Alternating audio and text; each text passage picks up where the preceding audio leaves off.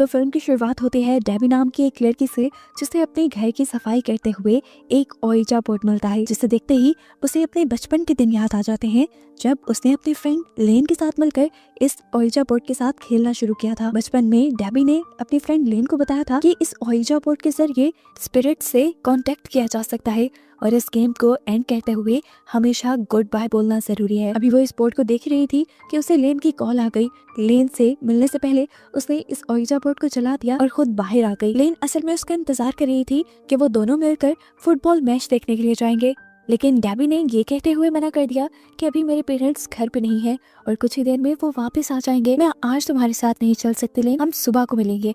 लेन उसकी बात मान लेती है। डेबी उसे गुड बाय कहती है और घर के अंदर वापस आ जाती है। ये उसका डिनर टाइम था। वो अकेली आराम से डिनर कर रही थी कि अचानक उसके बैकयार्ड का दरवाजा खुल गया। वो घबराई नहीं, उसने जाकर देखा तो वहाँ कोई नहीं था। वो बैकयार्ड का दरवाजा बंद करके कंफ्यूज जैसे ही वापस किचन में आई तो उसने देखा कि स्टोव भी चल रहा था। हालांकि जब वो यहाँ से गई थी तो हर चीज बंद थी। अभी डेबी ने इस स्टोव को बंद ही किया कि अचानक उसे अपने ऊपर से कोई आवाज आने लगी। वो अब अपने रूम में गई तो उसे बेड पे सही सलामत वो ओइजा बोर्ड दिखाई दिया जिसे वो पहले जला चुकी थी। चलते हुए उसके पांव से ओइजा बोर्ड की प्लानचेट टकरा जाती है, जिसे वो उठा के उसके लेंस में देखती है तो हमें उसकी लेंस से दिखने वाली आंख बिल्कुल सफेद दिखाई देती है, जिसका मतलब था कि अब उसे किसी ने पोसेस कर लिया था और वो नॉर्मल इंसान नहीं रही थी। अब डेबी अपनी रूम में लगी हुई फेरी लाइट्स को उठाती है और उसे अपने गले के इर्द गिर्द लपेट लेती है, जिसके बाद फर्स्ट फ्लोर से जंप करके अपने आप को फांसी देकर वो अपनी जान ले लेते हैं। सुबह होने पर हमें डेबी की फ्रेंड लेन को दिखाया जाता है, जिसे उसकी मॉम ने शॉकिंग न्यूज दी थी कि उसकी बेस्ट फ्रेंड डेबी, जिससे वो राहत ही मिलकर आई थी, वो अब इस दुनिया में नहीं रही। इसीलिए अब लेन की फैमिली और लेन और डेबी के कुछ और दोस्त डेबी के पेरेंट्स के पास जाते हैं उन्हें हौसला देने के लिए। लेन बहुत ज्यादा डिस्टर्ब थी इस हादसे से। वो डेबी की याद में डेबी के रूम में जाती है जहाँ पर उसे ओइजा बोर्ड की प्लानचेट मिलती है। तभी यहाँ पर डेबी की मॉम भी आ जाती है, जो लेन को एक बॉक्स देती है जिसमें डेबी और लेन की बचपन की कुछ चीजें थी, डेबी की कुछ यादें थी। लेन उन्हें लेकर घर आ जाती है और देखती है कि इसके अंदर काफी सारी उनकी पुरानी पिक्चर्स थी, इनके फ्रेंडशिप बैंड्स थे और कुछ वीडियोस भी थी, जिन्हें देखकर लेन पूरी रात डेबी को याद करती रही। और अगले दिन जब वो स्कूल गई तो उसने अपने फ्रेंड से शेयर किया कि डेबी के मरने के बाद भी मुझे ऐसा ही लग रहा है कि जैसे डेबी मरी ही ना हो, वो मेरे इर्द गिर्द कहीं हो और मुझे लगता है कि जैसे वो मुझसे कुछ कहना चाहते हो। मैं उससे बात करना चाहती हूँ और बात करने का उनके पास एक ही तरीका था, वो था ओइजा बोर्ड। अब लेन अपनी सिस्टर सारा और अपने फ्रेंड ग्रुप के साथ ओइजा बोर्ड ट्राई करने का डिसाइड करती है ताकि वो डेबी से बात कर पाए। ये लोग इस गेम को डेबी के घर ही खेलने का डिसाइड करते हैं क्योंकि डेबी के वहाँ पर होने के चांसेस ज्यादा थे। अब लेन जाकर उसके रूम से ओइजा बोर्ड और प्लानचेट उठा लाती है, जिसके बाद ये सभी लोग गेम खेलना स्टार्ट कर देते हैं। सभी ने अपनी फिंगर्स प्लानचेट पर रख दी थी। ये लोग सबसे पहले सवाल करते हैं कि अगर हमारे अलावा कोई भी चीज यहाँ पर है तो वो हमें अपनी मौजूदगी का एहसास दिलवाए। पहले तो कुछ नहीं होता, लेकिन कुछ ही मिनट बाद एकदम से प्लानचेट यस पे मूव हो जाती है, यानी इसका मतलब कोई यहाँ पर था। इसके बाद प्लानचेट मूव करते हुए हाय फ्रेंड्स बनाती है, यानी जो भी चीज यहाँ पे थी वो इन सबको कह रही थी हाय फ्रेंड्स। अब इन्होंने सवाल किया कि तुम कौन हो। प्लानचेट डी पे मूव हो गई, जिससे नहीं लगा कि वो डेबी ही है। इन्होंने डेबी से अपने दिल की बातें कहना शुरू कर दी कि वो डेबी को बहुत याद करते हैं। इसके बाद ये लोग भी गुड बाय कर देते हैं और फिर प्लानचेट भी दोबारा से गुड बाय पे आ जाता है, जैसे वो सोल, वो स्पिरिट भी इनसे गुड बाय कह रही हो।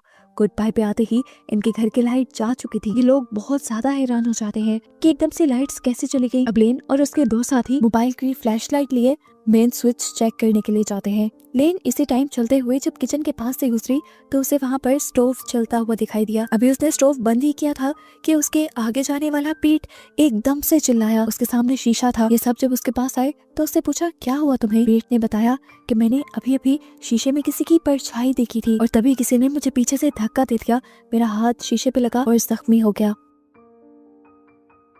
ये सब जो हुआ ये बहुत ज्यादा डरा देने वाला था, इसलिए ये सब फौरन इस घर से बाहर निकल आए और अपने अपने घर चले गए। लेकिन आज के बाद से हर एक के साथ अजीबोगरीब काम होना शुरू हो जाते हैं। जैसे इनका एक दोस्त ट्रेवर जब कहीं जा रहा था तो एकदम से उसके सामने ट्रॉली आ गई जिससे उसका एक्सीडेंट होते होते बचा। और फिर अचानक से उसके सामने दीवार पर हाय फ्रेंड्स लिखा हुआ आ गया। दूसरी तरफ इनकी दूसरी दोस्त इजाबेल जब अपने घर जाने लगी तो उसे अपनी कार पे हाय फ्रेंड्स लिखा दिखाई दिया। यहाँ तक कि पीट को भी अपने डेस्क पर हाय फ्रेंड लिखा हुआ दिखाई दिया।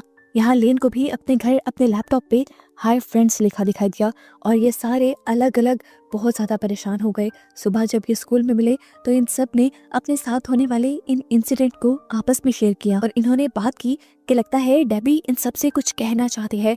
इसीलिए इन्होंने फैसला किया कि जल्द ही ये ओइजा बोर्ड वाली गेम दोबारा खेलेंगे ताकि ये डेबी से बात कर पाए और जान पाए कि आखिर वो कहना क्या चाह रही है। अब ये डिसाइड करने के बाद रात को दोबारा सारे डेबी के घर आ जाते हैं। उसी डाइनिंग टेबल पर ये लोग दोबारा ओइजा बोर्ड सेट करते हैं और अपनी फिंगर्स रखकर बैठ जाते हैं। सबसे पहला इन्होंने सवाल किया कि डेबी अगर तुम हमारे पास हो तो हमें कोई इशारा दो। और ये कहते ही उनके सामने वाली चेयर सिरक जाती है। ये लोग घबराए नहीं और इन्होंने दूसरा सवाल किया कि क्या तुम डेबी ही हो। और प्लानचेट एकदम से नो की तरफ मूव हो गई, यानी वो डेबी नहीं थी। अब प्लानचेट डी और जेड की तरफ मूव होता है, यानी ये जो भी स्पिरिट थी उसका नाम डी और जेड से बन रहा था। इसके बाद तेजी से प्लानचेट एक के बाद एक लफ्ज की तरफ मूव होने लग जाती है और ये लोग देखते हैं कि प्लानचेट के सर ये स्पिरिट ने लिखा था रन मदर इज कमिंग, यानी भागो मॉम आ रही है। उसके ये कहते ही उनका ओइजा बोर्ड हवा में उड़ जाता है। ये चारों चिल्लाते हैं और यहाँ से भाग जाते हैं। अब लेन घर पे आ जाती है। लेन डेबी के लिए बहुत ज्यादा उदास थी। वो दोबारा डेबी की वीडियोस देखने लगी और इन्हीं वीडियोस में से डेबी ने एक वीडियो में इस ओइजा बोर्ड के बारे में बताया था।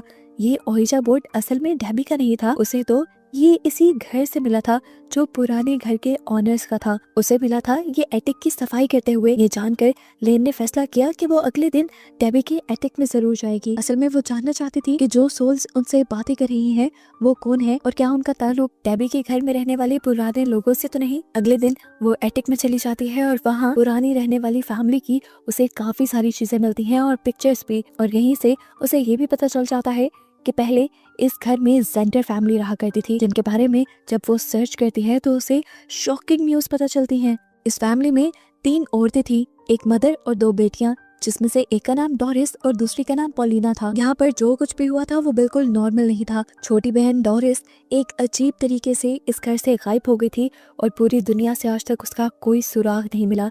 जबकि उसकी बड़ी बहन पॉलिना, उसे उसके मॉम के मर्डर के जुर्म में गिरफ्तार कर लिया गया था और जब उसे रिहा किया गया तो तब उसे मेंटल हॉस्पिटल में छोड़ दिया गया। अब लेन पॉलिना से मिलने का फैसला करती है ताकि वो जान पाए कि आखिर उस घर में चल क्या रहा है। वो पॉलिना से मिलती है और उनसे ये जानने की कोशिश करती है कि आखिर उस घर में ऐसा क्या है जिसने उनसे बात की। तो पॉलिना ने अपनी फैमिली का बैकग्राउंड बताना शुरू किया। उसकी मॉम असल में ऐसे ही बहुत से स्पिरिचुअल रिचुअल्स किया करती थी जिनसे वो स्पिरिट से कांटेक्ट कर पाए। एक वक्त में वो सिर्फ अपने हस्बैंड से ही कांटेक्ट करना चाहती थी, लेकिन बाद में उन्होंने अपना बिजनेस बना लिया। उन्हें एक ऐसा मीडियम चाहिए था जो स्पिरिट्स की आवाजें उन तक पहुंचा सके।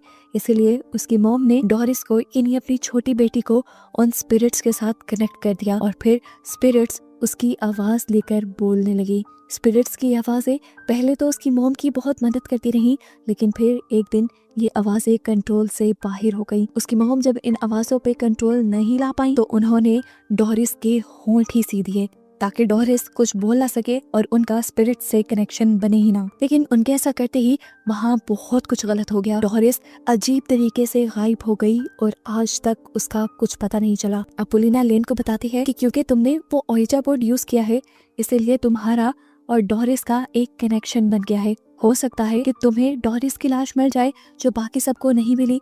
वो डोरिस को अपने घर में बना एक बेसमेंट का कमरा बताती है जो कि खुफिया था और किसी को भी उसके रास्ते का नहीं पता था।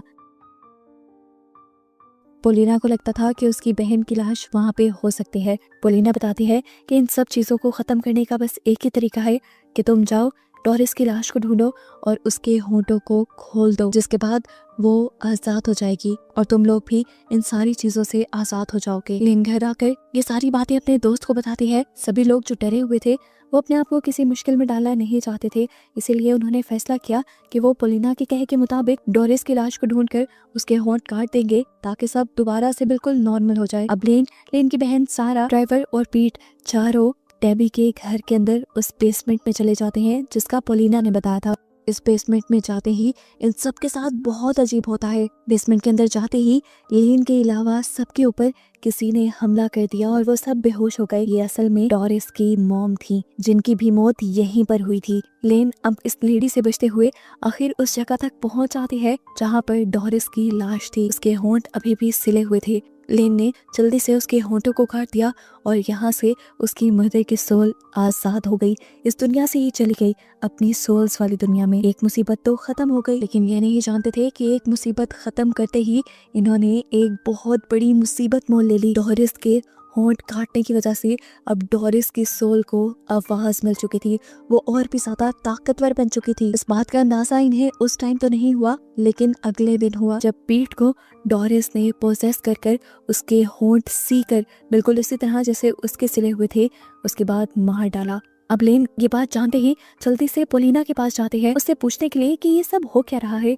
जैसा उसने कहा था उसके मुताबिक उन्होंने सब कर दिया था, लेकिन उसके बावजूद भी उनका एक दोस्त कैसे मर गया और बिल्कुल उसी तरीके से उसके मुंह क्यों सिले हुए हैं जैसे डोरिस के सिले हुए थे। तब पोलिना उसकी बात सुनकर पागलों की तरह हंसने लगी। उसने कहा, बस मैंने तो तुम्हारे साथ एक खेल खेला था अपनी बहन को छुड़वाने के लिए। तुमने उसका मुंह खोल दिया जिससे वो आजाद हो गई और अब वो आ रही है तुम सबको मारने के लिए। अब लेन बहुत ज्यादा परेशान हो चुकी थी। वो तो बुरी तरह फंस गई थी पोलिना की बातों में। टेंशन में वो आकर अपनी बहन सारा से डिस्कस करती है और ये लोग अपनी ग्रैंड माँ से इन चीज़ों का हल मांगने के लिए चले जाते हैं। सबसे पहले वो अपनी सारी स्टोरी ग्रैंड माँ को बताते हैं कि किस तरह ये सब स्टार्ट हुआ था, लेकिन अब ये लोग बुरी तरह फंस चुके थे। इन सब की जान खतरे में थी और ये इन सारी चीजों से निकलना चाहते थे। ग्रैंड माँ बताती हैं क्योंकि उस ओइजा बोर्ड और डोरिस का ताल्लुक है, तो ओइजा बोर्ड और डोरिस की बॉडी एक साथ जला देने से ये सारे कनेक्शन खत्म हो जाएंगे और तुम लोग आजाद हो जाओगे। अब सब कुछ नॉर्मल करने के लिए दोबारा सारा, लेन और ट्रेवर एक मिशन पे निकल जाते हैं। ये लोग डेबी के घर के बेसमेंट में आ गए थे अपनी ग्रैंड माँ का कहा हुआ काम करने के लिए, लेकिन यहाँ जाते ही डोरिस ने सबसे पहले ट्रेवर को पोजेस कर लिया और उसको मार डाला, जिसके बारे में लेन और सारा को पहले पता ही नहीं चला। वो तो ओइजा बोर्ड को लेकर पहले नीचे गए।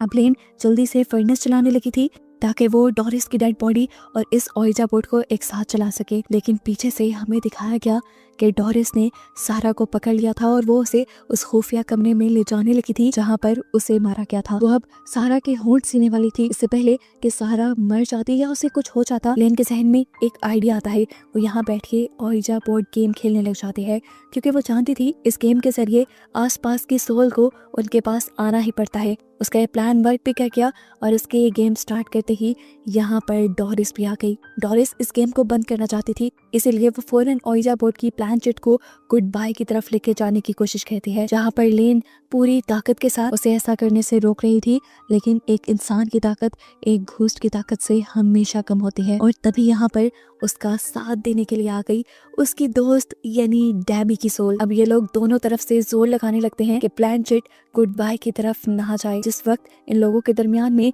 इस प्लान चिट को लेकर लड़ाई चल रही थी, पीछे से सारा ने मौका दिखा और उठकर जल्दी से डोरिस की लाश को उठाकर फर्नेस में फेंक दिया और उसी टाइम लेन ने भी ओइजा बोर्ड को उठाकर फर्नेस में फेंक दिया, गेम खत्म किए बगैर ही। उन दोनों के ऐसा करते ही यानी एक साथ ओइजा बोर्ड और डोरिस की लाश के चलते ही डोरिस की आत्मा यानी डोरिस की स्पिरिट इस दुनिया से चली जाती है और ये लोग अब अपने मिशन में कामयाब हो जाते हैं।